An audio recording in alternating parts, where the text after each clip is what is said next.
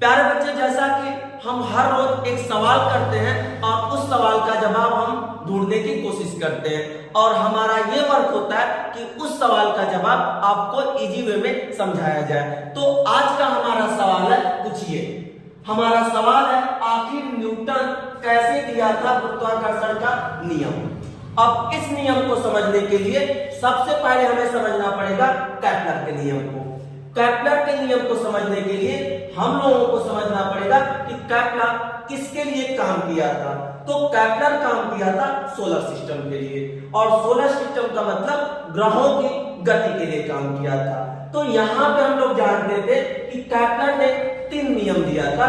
पहला हमारा था कच का नियम, जिसको कचों का भी नियम हम बोल सकते हैं। इस नियम में बताया था कि जो ग्रह होते हैं वो हमारे वृत्ताकार मोशन न करके, वृत्ताकार गति न करके वो दीर्घवृत्तीय का गति करते हैं, और जो हमारा सन होता है वो सेंटर पे ना होके एक फोकस पे होता है। तो ये इसका पहला नियम था। दूसरे नियम में ये बता रहा क्षेत्रफलीय चाल का नियम। ये बता रहा है इस नियम में कि अगर मान जाओ कि कोई ग्रह है और वो बिंदु ए से बिंदु बी पे जा रहा है, तो जो समय अंतराल यहाँ पे ले रहा है उसी समय अंतराल में अगर वो P से Q में जा रहा है, तो ये हमेशा इस बात का तय होगा कि इसका जो क्षेत्रफलीय चाल होगा वो क्या होगा, नियत होगा।